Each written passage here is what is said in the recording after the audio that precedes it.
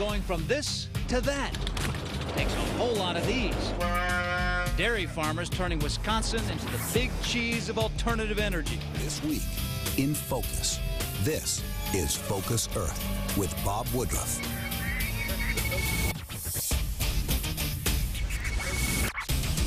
Hi, I'm Bob Woodruff, and welcome to Focus Earth. With concern about climate change and energy security, world leaders agree that there's an urgency to find alternative sources of energy. But you might be surprised to know that right here in America's own backyard, some ingenious solutions are being put into place. Later in the show, we'll take you to Wisconsin to see how the heartland of this country is making biofuel. The Obama administration recently announced big plans to encourage the production of cars that run on biofuels. This is good news for the folks in Wisconsin because, as I recently discovered, that state is already developing alternative clean energy from something they have lots and lots of: cows. Wisconsin, home of the cheeseheads and known for its dairy products. But now the state famous for its cheese, milk, and cream is rising to the top in another kind of business, turning this into this. And one veteran dairy farmer here has figured out how to do it without leaving anything harmful behind. While the cows may produce plenty of their own waste, the cheese made from their milk is responsible for plenty of its own leftovers. For years, Joe Van Grohl was a manager at a cheese plant tasked with finding a home for all this waste. From 100 pounds of milk, you'll get 10 pounds of actual cheese. The remaining 90 pounds is what they'll call whey. And getting rid of this whey waste is not easy. So I'd have to ask area farmers, area business people, or the waste treatment plant, can you take this stuff for us? And it got to the point where they would no longer take it. So Van Grohl bought this failed cheese plant and used the existing equipment to turn the whey into ethanol. It takes a significant amount of energy to produce, and until now has largely come from corn, which some argue drives food prices through the roof. Van Grohl found the solution to both problems. The secret is yeast. The same thing that makes bread rise can also break down this cheese waste. As the yeast grows, it produces alcohol that ferments the whey. The fermented solution is run through a still, just like vodka or whiskey, that boils off the water and recaptures the alcohol.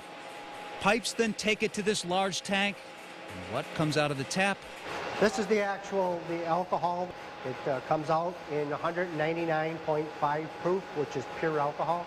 Van Grohl says that his first commercial plant could be up early next year and will produce 3 million gallons of ethanol annually.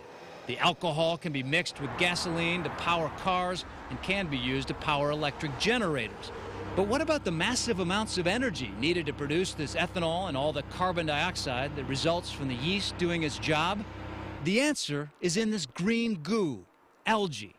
Joe captures the carbon dioxide produced while making the ethanol and pipes it back into the algae tank.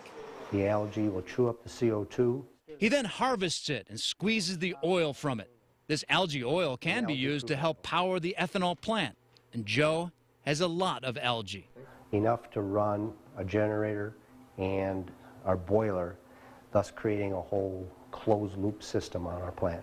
And to top it all off, the dried algae and dried yeast, the only byproducts of the ethanol plant, go back to the dairy cows as protein feed, and the entire process is brought full circle. And let Mother Nature work the way she intended it to do.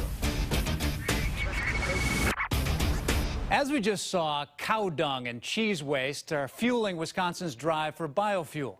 But as I found out, it's the state's governor, Jim Doyle, who's really powering a movement in the heartland to break free from foreign oil dependence. Wisconsin's Governor Jim Doyle has a history of service. He heeded the call of President John F. Kennedy, joined the Peace Corps, and upon his return worked with America's poor. More recently, he stood behind then-Senator Barack Obama's bid for the White House, commending him for his efforts to create jobs in the green-collar industry, a current issue of interest to those he serves now. We caught up with him at the University of Wisconsin to talk about those green jobs, as well as Wisconsin's possible future as an energy powerhouse. You're looking at Wisconsin. What's the goal in terms of energy and this kind of biomass, a new type of fuel that doesn't exist in many places in the world yet? Well, our goals are pretty simple. The science and everything is pretty complex, but the goal is to produce, we hope, 25 to 30% of our own energy here in Wisconsin to help clean the planet, create a lot of great new jobs in the state for people involved in the production and distribution of energy. In terms of climate change, so many people look at solar, geothermal, certainly wind energy, but people don't think so much about agriculture as you do. We are really focused on biosources of energy. And if you look at how we're actually going to fuel vehicles, it's more likely it's going to come out of biomass and biosources than it is, you know, it's hard to put the windmill on top of your car. For Doyle, energy independence means new, cleaner burning fuels, not the coal that powers so much of his state and the country.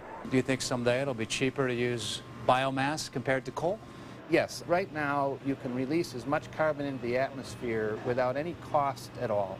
If the actual cost to the environment is factored into what that is, you will see the demand for biomass grow exponentially. And that's it for Focus Earth. For more on today's stories, log on to planetgreen.com.